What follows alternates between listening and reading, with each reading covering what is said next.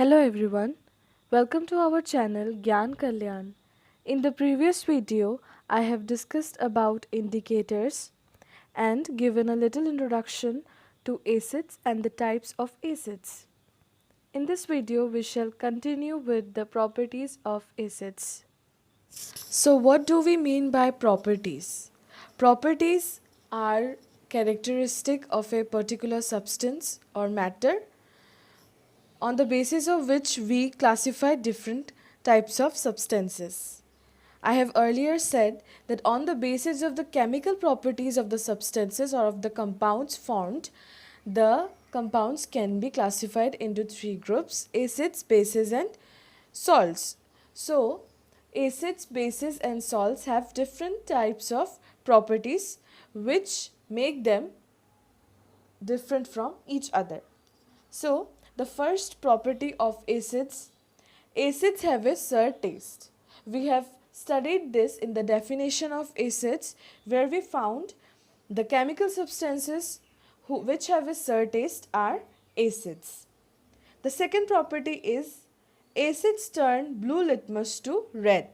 When we have discussed about indicators, we found that acids turn blue litmus to red. Whenever you dip a blue litmus paper in an acidic solution, the color of the blue litmus changes to red. The next property of acids is acid solutions conduct electricity. That is, they are electrolytes.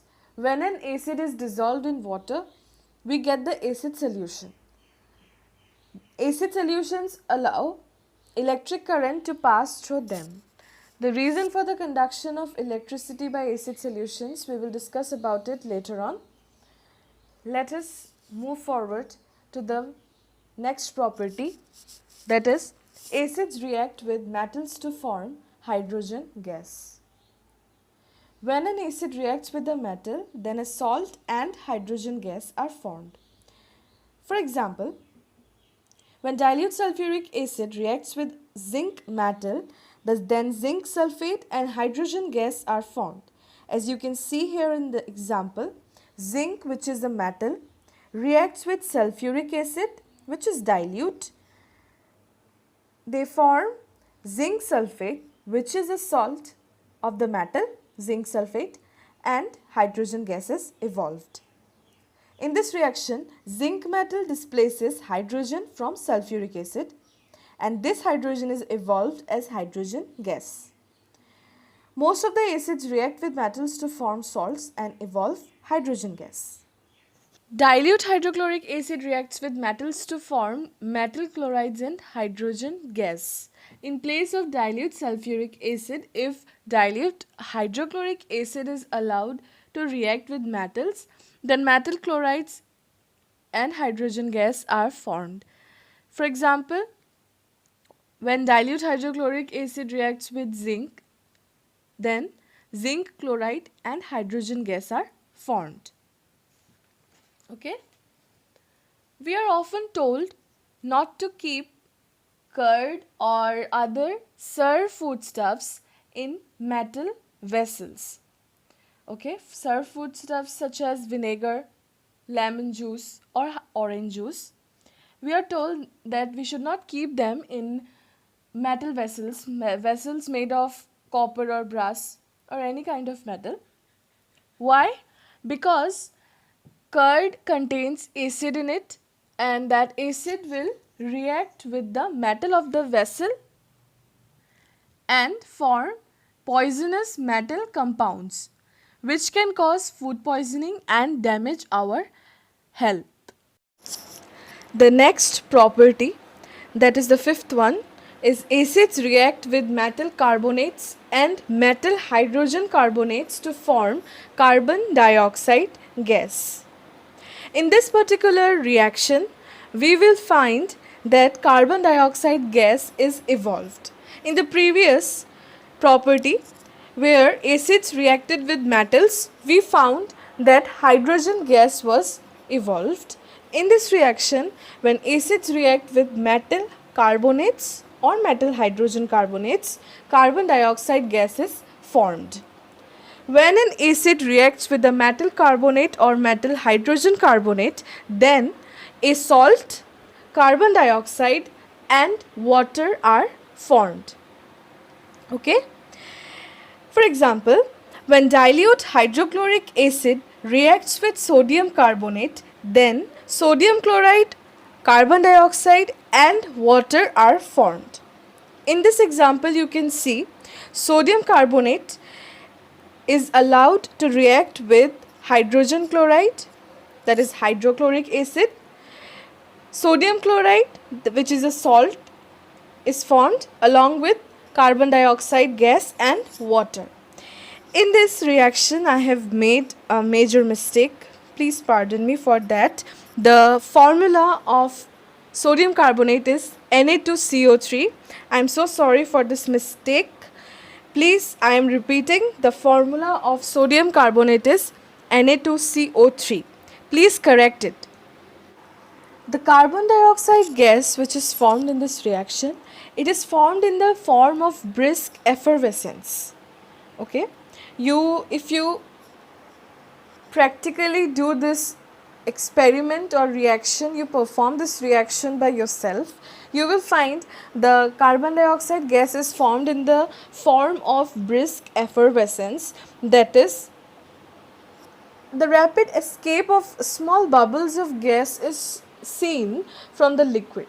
Okay, this is the carbon dioxide. Another example for sodium hydrogen carbonate, that is a metal hydrogen carbonate. If sodium hydrogen carbonate reacts with hydrochloric acid, then sodium chloride, carbon dioxide and water are formed. The reaction is same like metal carbonate. The products are the same, but the reactant, which is sodium, which was sodium carbonate in the previous example, is now sodium hydrogen carbonate, NaHCO3. It will react with HCl, hydrochloric acid. Then we will find the formation of sodium chloride, carbon dioxide and water. So acids react with carbonates and hydrogen carbonates to evolve carbon dioxide gas. This carbon dioxide gas reacts with a solution of calcium hydroxide, or which is known as lime water. The carbon dioxide is passed through lime water. Then the lime water turns milky due to the formation of a white precipitate of calcium carbonate, CaOH whole 2, which is the formula for calcium hydroxide, will react with CO2, that is carbon dioxide, to form CaCO3, which is calcium carbonate. The white precipitate which is formed is the precipitate of calcium carbonate. This makes the lime water milky and water is formed. If excess of carbon dioxide gas is passed through lime water, that is calcium hydroxide, then the white precipitate formed first dissolves due to the formation of a soluble salt, that is calcium hydrogen carbonate, and the solution becomes clear again. So first we found that carbon dioxide is passed through lime water. The lime water turns milky due to the formation of a white precipitate of calcium carbonate. If excess of carbon dioxide is passed through the same lime water, then the white precipitate first dissolves due to the formation of a soluble salt. So calcium hydrogen carbonate is a soluble salt. Due to the formation of calcium hydrogen carbonate, the solution becomes clear again and there is no precipitate. Here you can see the reaction of carbon dioxide and lime water. When carbon dioxide is passed through lime water, it turns milky. Why? Because a white precipitate of calcium carbonate is formed. Again, when excess of carbon dioxide is passed through lime water, then the white precipitate dissolves due to the formation of a soluble salt, calcium hydrogen carbonate, and the solution becomes clear again. Limestone, chalk, and marble are different forms of calcium carbonate. Therefore, all metal carbonates and hydrogen carbonates react with acids to give a corresponding salt, carbon dioxide, and water. So this is the fifth property of acids. The next property is acids react with bases or alkalis to form salt and water. When an acid reacts with a base, then a salt and water are formed. This reaction is known as neutralization reaction. Why? When an acid is treated with the base neutralizes the acid and destroys its acidity. Since an acid and a base neutralizes each other's effect, so this reaction is known as neutralization reaction. For example, when hydrochloric acid reacts with sodium hydroxide solution, then a neutralization reaction takes place to form sodium chloride and water. In this particular chemical reaction, you see how the base, which is sodium hydroxide, and the acid, that is hydrochloric acid, reacts to form sodium chloride, which is a salt, and water. An experiment can be performed to see this neutralization reaction. If we take a certain amount of dilute sodium hydroxide solution in a test tube, say 5 ml of sodium hydroxide solution is taken in a test tube, and we add 1 or 2 drops of phenolphthalein indicator to the test tube. We have already studied that phenolphthalein is an indicator, and we will find the solution will turn pink on addition of the phenolphthalein indicator. What does it indicate? It indicates that the sodium hydroxide solution is basic in nature. Okay?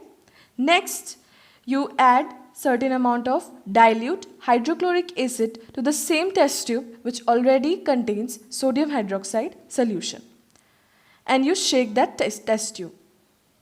You will find after adding a certain volume of hydrochloric acid, the pink color of the solution disappears. The solution becomes colorless. At this stage, what happens? The acid neutralizes the base present in the test tube and the solution becomes colorless, which indicates the reaction mixture has become neutral. As phenolphthalein is colorless in neutral solutions, therefore we can say that the solution has become neutral. So this is the neutralization reaction. The next property is acids react with metal oxides to form salt and water. So when an acid reacts with a metal oxide, it forms salt and water. This reaction is similar to the neutralization reaction which takes place between an acid and a base to form salt and water. Thus the reaction between acids and metal oxides is a kind of neutralization reaction, and it shows the basic nature of the metal oxides. For example, when hydrochloric acid reacts with copper oxide, it forms copper chloride and water. So this is a reaction between an acid and a metal oxide. The next property is acids have corrosive nature. The mineral acids are very harmful and dangerous if not handled carefully.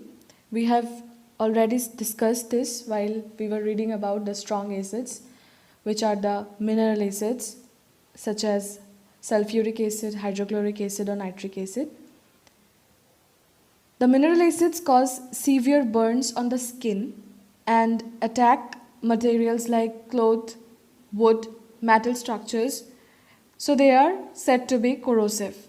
If concentrated sulfuric acid or hydrochloric acid accidentally falls on our skin, then it causes severe burns, and if it falls on wood, it produces some black spots on its structure. So they are said to be corrosive because they corrode away the things. Acids are never stored in metal containers because they gradually corrode and eat up the metal container. Acids are stored in containers made of glass and ceramics because they are not attacked by acids. So we should be very careful while we are using acids. Now let us see what do all acids have in common. All the acids contain hydrogen. The hydrogen present in acids is such that when acid is dissolved in water, it separates out as positively charged hydrogen ions and enters the solution as hydrogen ions, that is H positive. So it is the presence of hydrogen ions in hydrochloric acid solution which makes it behave like an acid. We can conclude that the acidic behavior of an acid solution is due to the presence of hydrogen ions in it. Okay. There are some substances which contain hydrogen ions but they do not show acidic behavior. Compounds such as glucose or alcohol, they contain hydrogen but they do not show acidic character. Why? Because their hydrogen does not separate out as hydrogen ions on dissolving in water. So the hydrogen containing compounds such as glucose or alcohol do not behave as acids because they do not dissociate in water to produce hydrogen ions. From this we can conclude that though all the acids contain hydrogen, but all the hydrogen containing compounds are not acids.